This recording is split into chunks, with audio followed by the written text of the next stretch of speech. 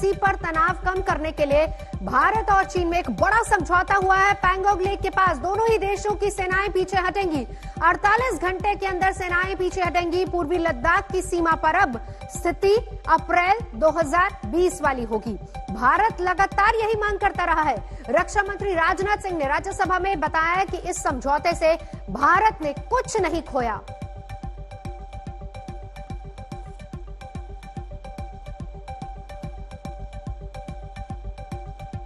पिछले वर्ष से मिलिट्री एंड डिप्लोमेटिक लेवल पर चीन के साथ हमारा संबंध बना रहा है।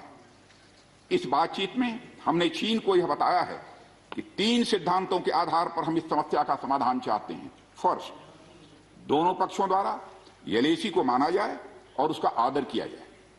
दूसरा, किसी भी पक्ष द्वारा यूनिलैटरली स्टेटस को बदलने का प्रयास न किया जाए। तीसरा, सभी समझौतों का दोनों पक्षों द्वारा पूर्ण रूप से पालन किया जाए। फ्रिक्शन क्षेत्रों में डिसएंगेजमेंट के लिए भारत का यह मत है कि 2020 की फॉरवर्ड डिप्लॉयमेंट जो एक दूसरे के बहुत नजदीक हैं वे दूर हो जाएं और दोनों सेनाएं वापस अपनी अपनी स्थायी या मान्य चौकियों पर वापस लौट जाएं। सभापति महोदय, बातचीत के लिए हमारी स्ट्रेटेजी तथा अप्रोच माननीय प्रधानमंत्री जी के इस दिशा निर्देश पर आधारित है कि हम अपनी 1 इंच जमीन भी किसी और को नहीं लेने दें। हमारे दृढ़ संकल्प का ही यह फल है कि हम समझौते की स्थिति पर पहुंच गए। पैंगोंग लेक के नॉर्थ एवं साउथ बैंक पर डिसएंगेजमेंट का समझौता हो गया है और इस बात पर भी सभापति महोदय इस बात पर भी सहमत हो गई है कि पैंगोंग लेक से पूर्व पैंगोंग लेक से पूर्ण डिसएंगेजमेंट के 48 आवर्स के अंदर सीनियर कमांडर स्तर की बातचीत हो तथा बाकी बचे हुए मुद्दों पर भी हल निकाला जाए। और इस वक्त मेरे साथ एक खास मेहमान और साथ ही साथ मेरे 2 सहयोगी जुड़ चुके हैं। परिचय आपको करा देती हूँ। मेरे साथ सुशांत सरीन साहब मौजूद है और साथ ही साथ मेरे 2 सहयोगी मंजीत नेगी, हिमांशु मिश्रा दोनों ही हमारे साथ मौजूद हैं। मंजीत, क्योंकि आप बहुत क्लोजली इस चीज को ऑब्जर्व भी करते आए हैं, जरा समझाइए, जब डिसएंगेजमेंट की बात होती है भारत ने कुछ खोया नहीं, चीन पीछे हट रहा है, किस तरीके से इसको समझा जाए?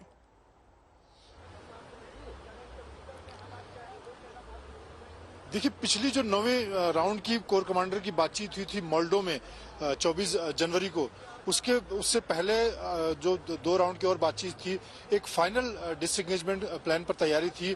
हालांकि उसको लेकर बीच में चीन की कुछ आशंकाएं थी, लेकिन अब जिस तरह से रक्षा मंत्री राजनाथ सिंह ने साफ किया है कि और कल देर शाम से ये बात सामने आने लग गई थी कि डिसएंगेजमेंट होगा।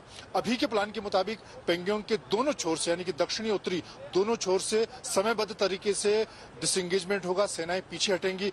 अप्रैल 2020 के जो हालात हैं, जहां पर दोनों सेनाएं थी, खासकर सबसे जो गंभीर मसला था दोनों सेनाओं के बीच में पैंगोंग का फिंगर 4 का इलाका था, जहां पर भारतीय सेना फिंगर 4 के पास धनसिंग थापा पर थी और चीनी सेना फिंगर 8 पर थी, उनका एडम बेस वहां पर था। अभी दोनों सेनाओं को वहां पर वापस लौटना होगा। मैं लौटूंगी आपके पास। सुशांत सरीन साहब भी हमारे साथ मौजूद है, लेकिन पहले हिमांशु मैं आपके पास आऊंगी। आपके साथ संजय राउत साहब है, क्या प्रतिक्रिया आ रही है इस पर?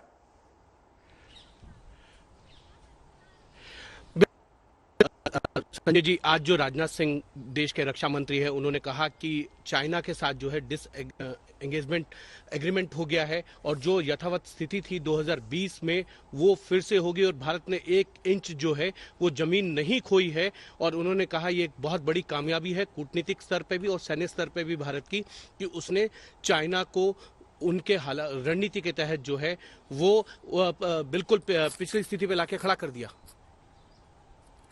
देखिए, हमने आज उनका स्वागत किया है। रक्षा मंत्री का जो बयान था और जो बात देश के सामने रखी, देश में विश्वास में लेकर, सदन को विश्वास में लेकर, ये राष्ट्रीय सुरक्षा का मामला है। तो आज जो बात सदन के सामने रखी है रक्षा मंत्री राजनाथ सिंह जी ने, हमने उनका अभिनंदन भी किया है और उनके बयान का स्वागत भी किया है। लेकिन और भी कुछ बातें वहाँ बाकी है जमीन पर, और मुझे लगता है उनका जो टॉक है 2 देशों में वो अभी भी चल रहा है, तो उसके ऊपर अब ज्यादा डिबेट करना ठीक नहीं है। उन्होंने ये कहा कि फिंगर 3 तक जो है, जो एडम बेस है, वहां पर चाइना रहेगा और भी पेट्रोलिंग नहीं होगी जब तक बातचीत कंप्लीट नहीं होती। एक 48 घंटे में एक राउंड की बातचीत और होगी। ठीक है, अच्छी बात है। जैसे बयान दिया था उसके मुताबिक जब सब ठीक चला तो मुझे लगता है ये दो देशों में जो तनाव है कुछ महीनों से वो खत्म होना चाहिए। हिमांशु हो रहा है। हिमांशु, मैं लौटती हूँ आपके पास, सीधा चलेंगे। सुशांत रक्षा सरीन भी इस वक्त हमारे साथ जुड़ चुके हैं। सुशांत जी, हर बार जब भी बात हुई है एक लाइन का जिक्र हमेशा आया है कि हम चीन पर कितना भरोसा करें। अब जाकर कहीं इस पर जो जिस हिसाब से रक्षा मंत्री ने यह बयान दिया है उस पर सहमति बनी है कि हम वापस अप्रैल 2020 की स्थिति में लौटेंगे। अब फिर से वही बात, क्या चीन पर भरोसा किया जाए और क्या स्थिति उतनी बरकरार होगी और कितने समय में पूर्णतः जब हम डिसएंगेजमेंट की बात करते हैं वो कब तक हो पाएगा? देखिए, भरोसा तो आप राष्ट्रीय सुरक्षा के मामले में किसी के ऊपर भी नहीं कर सकते और मुझे नहीं लगता कि भारत ने भी कोई बहुत ज्यादा भरोसा जताया है, तभी इतनी लंबी बातचीत हुई है और हर छोटी छोटी बात का ख्याल रखा जा रहा है। पहली बात तो ये तो भरोसे की बात होगी। भरोसा किसी के ऊपर नहीं है और चीन के ऊपर तो कतई नहीं है। दूसरी चीज ये है कि ये एक सबसे पहला और सबसे छोटा कदम है। इसमें अभी और बहुत सारे पड़ाव आएंगे क्योंकि जैसे कि रक्षा मंत्री ने खुद बताया और बहुत सारे एरियाज हैं जहां पर अभी तक सहमति नहीं बनी, वहां पर भी सहमति बनाने की जरूरत है। जहां तक ये समझौते का मामला है, मेरे ख्याल ये एक तरीके का अच्छा समझौता माना जा सकता है क्योंकि एक तो इससे कुछ तनाव कम होगा, एक ये पहल हो गई है और अब ये बाकी जो मुद्दे हैं उसके लिए भी मददगार साबित होगा। तीसरी चीज ये और जो बहुत अहम है, इसमें दोनों तरफों से कुछ दिया और कुछ लिया गया है। ये बात मंजीत की बिल्कुल ठीक थी, आपके संवाददाता की, कि दोनों साइड पहले तो वहां पर जो उनके परमानेंट बेसिस थे वहां पर वापस चली जाएंगी। उसका मतलब ये है कि जहां पर जो फॉरवर्ड एरियाज में भारत ने भी अपने कुछ लोगों को बिठाया हुआ था चोटियों के ऊपर, वो लोग भी नीचे उतरेंगे, जैसे कि चीनी भी वापस जाएंगे। एक बात तो ये है। दूसरी चीज कि चीन ने फिंगर 4 के पास में, फिंगर 5 के आसपास एक बहुत बड़ा अपना एक बेस टाइप का बनाना शुरू किया था। इस समझौते से ये स्पष्ट है कि उसको वो सब हटाना पड़ेगा। जो कुछ भी उसने नई चीज बनाई, उसी तरीके से भारत ने भी जो कुछ नई चीजें बनाई होंगी वो हमारे को हटानी पड़ेगी। ये भी भारत के लिए कोई चिंता की बात नहीं है। लेकिन इंपॉर्टेंट चीज ये रहेगी कि जो पेट्रोलिंग का मामला है, क्योंकि भारत फिंगर 8 तक पेट्रोलिंग करता था नॉर्थ बैंक पे और चीन जो था फिंगर 4 तक आता था, वो पेट्रोलिंग अब दोनों साइड नहीं करेंगी कुछ समय के लिए, जब तक आगे की मोडालिटीज जो है डिसाइड ना हो जाए। तो मेरे ख्याल उसमें भी आप एक तरीके से कह सकते हैं कि भाई हम फिंगर 8 तक जाते थे तो हमने क्यों रोक दिया। लेकिन जैसे मैंने आपसे कहा कि कुछ दो और कुछ लो का समझौता हुआ, वैसे ही चीनी जो है वो भी फिंगर 4 तक नहीं आएंगे पेट्रोलिंग करते हुए। तो मेरे ख्याल अगर कुल मिलाकर के देखा जाए तो एक अच्छा समझौता है और ये शायद जो आगे के जो और जटिल थोड़े से मुद्दे रहेंगे, जो बाकी एरियाज ऑफ प्रॉब्लम्स हैं जहां पर लद्दाख में, उसको भी सुलटाने में ये मददगार साबित होगा। बिल्कुल सुशांत जी, मैं लौटती हूँ। मेरे सहयोगी मंजीत भी लगातार हमारे साथ जुड़े, लेकिन इस बीच हम आपको ये भी बताते हैं कि आखिर चीन और भारत के बीच जो अभी फिलहाल सहमति बनी है उसकी सबसे खास बात क्या है। सहमति जो हुई है उसके मुताबिक फिंगर 8 पर लौट जाएगा, भारत फिंगर 3 पर रहेगा और बीच में किसी भी देश की सेना नहीं रहेगी। मंजीत नेगी लगातार हमारे साथ जुड़े हैं। मंजीत, आप हर मीटिंग पर नजर बनाए हुए थे, हर मीटिंग का अपडेट भी आप लगातार हमें देते रहे हैं। रक्षा मंत्री ने एक और खास बात कही कि बातचीत अभी होगी। अगर सुशांत सरीन साहब इस तरीके से समझा रहे हैं कि पहले स्टेप को हम वेलकम करें और कहें कि एक अच्छा कदम है, तो फिर इसके बाद की जो बातचीत है, जब हम कहते हैं कि फुली डिसएंगेजमेंट, उस पर कितनी बात अब आगे बढ़ेगी? देखिए नवजोत, अगले जो 48 घंटे की मीटिंग की बात की जा रही है वो काफी अहम होगी, क्योंकि इससे पहले भी डिसएंगेजमेंट की बातें पिछले राउंड की जो बातचीत हुई उसमें रही हैं, लेकिन कहते हैं कि दूध का जला छाछ भी फूंक फूंक कर पीता है। तो भारत की स्थिति कुछ इस तरह की है। तो इस मीटिंग में किस तरह की चीजें तय होती हैं, क्योंकि अभी सबसे ज्यादा जो मुश्किल इलाका है वो फिंगर 4 का इलाका है, पेंगोंग का इलाका है। इसके अलावा सदर्न बैंक, जहां पर हम लोग ऊंची चोटियों पर बैठे हैं, जिसको लेकर चीन को सबसे ज्यादा दिक्कत दिक्कतें हैं, रेजांगला रिचिंगला की चोटियों में हम बैठे हैं, जहां से सीधे हम मोल्डो पर अपनी पकड़ बनाए रखते हैं, उसको लेकर चीन दबाव में, हर चीन चाहता है कि हम उस इलाके को खाली करें। लेकिन भारतीय सेना ने अभी तक इस पर कोई स्टेटमेंट नहीं दिया है।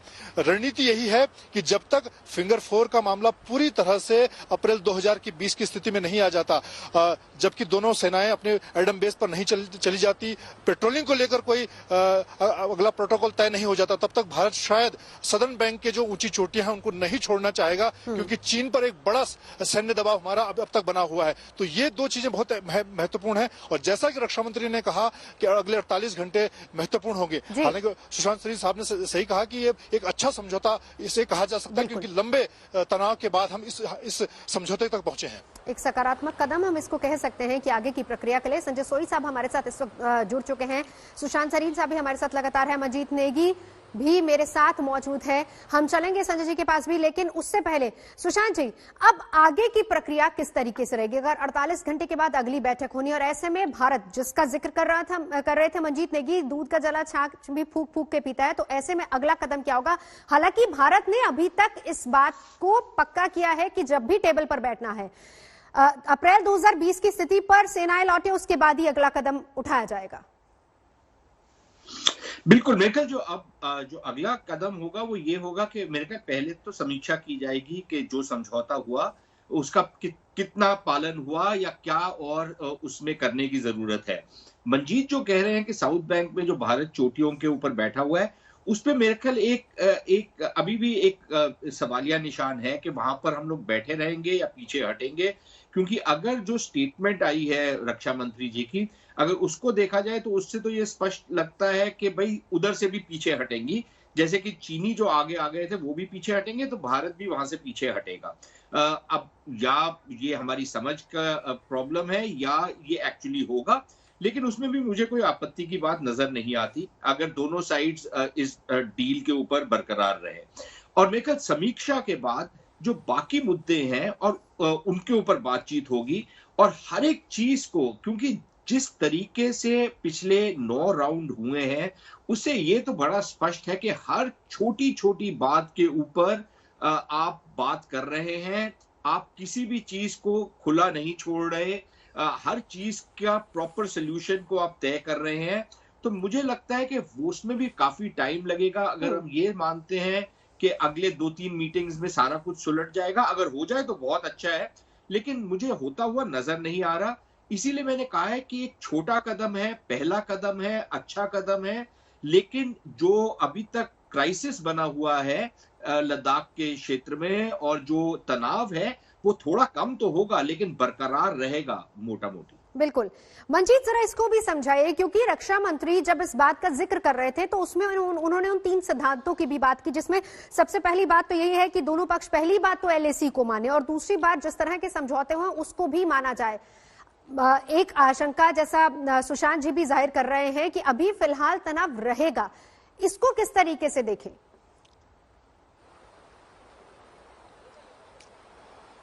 देखिए, जो कहा जाता है कि ट्रस्ट डेफिसिट, ये तो अब दोनों सेनाओं के बीच में हो चुका है, क्योंकि जो हम लगातार इस बात को कहते रहते कि सरहद पर कम से कम पाकिस्तान के मुकाबले में चीन सरहद पर गोली नहीं चलती है, वो एक मुगालता खत्म हो चुका है। तो अब दोनों सेनाओं के बीच में वो एक भरोसा नहीं रहा, इस बात को मानना होगा। इसीलिए सेना की तरफ से अभी तक कोई स्टेटमेंट नहीं दिया। सरकार की तरफ से रक्षा मंत्री ने, क्योंकि इस वक्त सदन चल रहा है, सेना की तरफ से स्टेटमेंट नहीं दिया जाएगा, लेकिन सेना पूरे मामले को बहुत चौकस है, क्योंकि गलवान जैसी घटना को हम झेल चुके हैं, जहां पर हमें अपने 20 जवान गंवाने पड़े हैं। ऐसे में सेना किसी भी मोर्चे पर नहीं चाहेगी कि दोबारा हमारे लिए कोई एम्बैरेसमेंट की स्थिति हो। और जहां तक बातचीत की टेबल पर मोल्डो में अब बातचीत होगी या हमारे तरफ कोर कमांडर स्तर की अगली बातचीत होगी, 48 घंटे में जो भी बातचीत होनी, या फिर वो WMC के तहत बातचीत होनी है, तो या वो अगर हम राजनीतिक मोर्चे पर बातचीत की बात करें, तो सेना निश्चित तौर पर संभल कर आगे बढ़ेगी। और जैसा कि हम लोग इस बात को मान रहे हैं कि अब ये एक अच्छे समझौते की शुरुआत जरूर है, लेकिन लद्दाख के दोनों इलाकों में, सदर्न बैंक और नदर्न बैंक, दोनों में किस तरह से पीछे हटना है, क्योंकि पिछले 5-6 महीनों में दोनों सेनाओं ने परमानेंट स्ट्रक्चर खड़े किए हैं, बड़े हथियारों की तैनाती की है, टैंक से लेकर तोप, आर्टिलरी गन, बड़े इक्विपमेंट, सर्विलांस के इक्विपमेंट, तो उन सभी चीजों को लेकर उनको भी हटाना है, उसमें वक्त जरूर लगेगा।